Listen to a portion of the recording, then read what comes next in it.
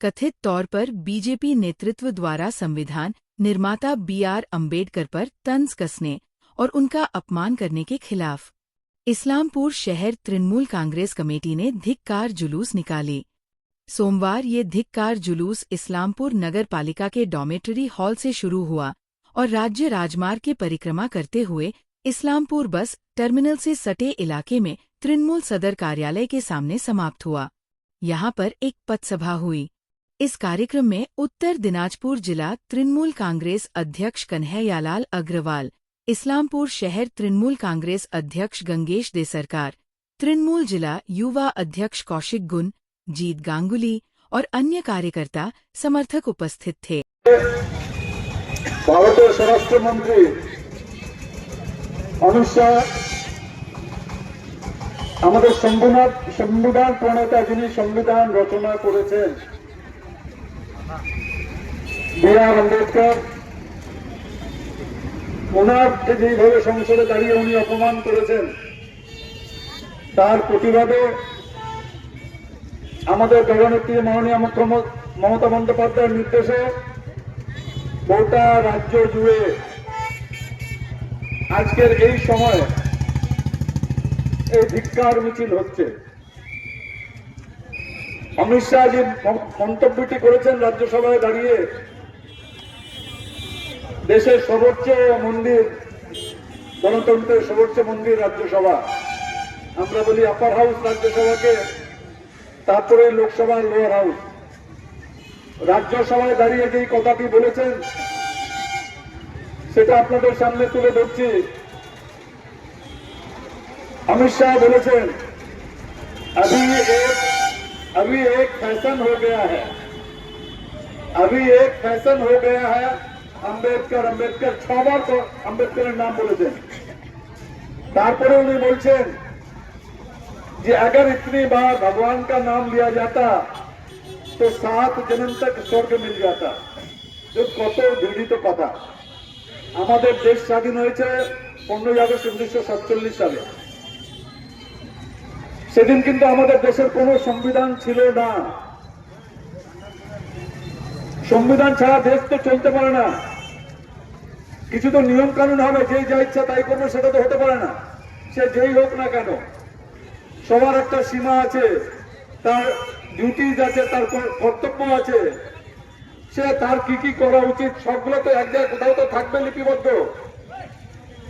1947 সালে 15 আগস্ট যেদিন আমাদের দেশ স্বাধীন হয়, সেদিন দেশের কোনো সংবিধান ছিল না।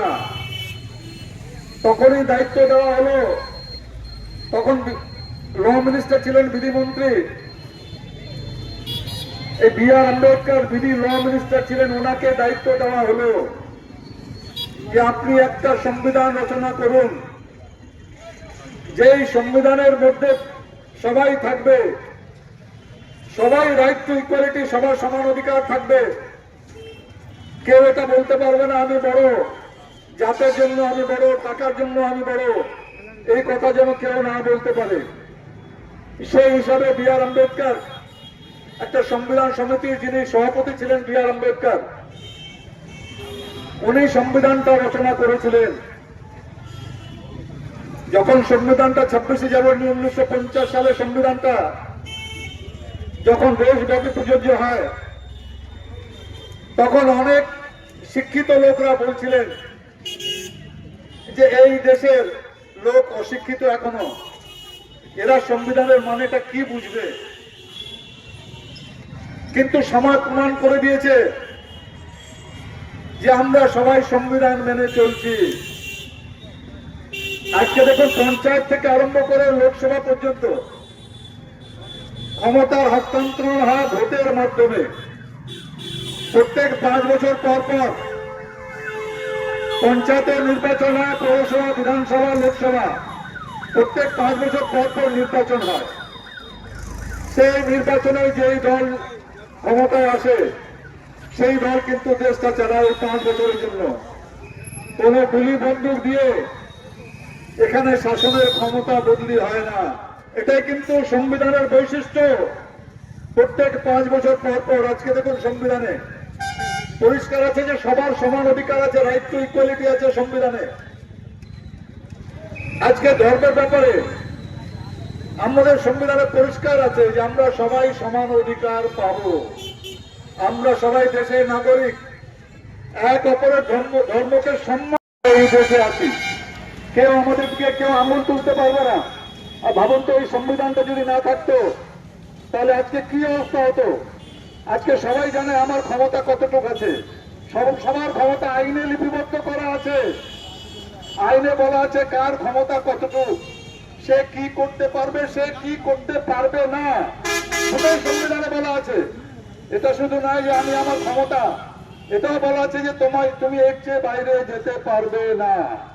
এটাই হলো আম্বেদকরের সংবিধান। সেই আম্বেদকরের সম্বন্ধে যদি কটূক্তি করে দেশের মানুষ তা মেনে নেবে না। আমি দায়িত্ব নিয়ে বলছি, বিজেপির কোন লোক কিন্তু আমাদের স্বাধীনতা সংগ্রামে দেখা যায়নি। একটা বিজেপির লোক বলতে পারবে না যে আমি স্বাধীনতা সংগ্রামে ছিলাম। যেহেতু সংগ্রামে স্বাধীনতা ওনাদের পাত্তা নাই বলে ওরা কাউকে কোন সংবিধান, যারা স্বাধীনতা সংগ্রামে ছিলেন ওরা এক এক সময় নেহরু পরিবারকেও খুব গালাগালি করেন, খুব বাজে বাজে কটূক্তি করে। আরে ভাই, তখন যখন দেশের স্বাধীনতা সংগ্রাম হচ্ছিল তখন কোথায় ছিলে তোমরা?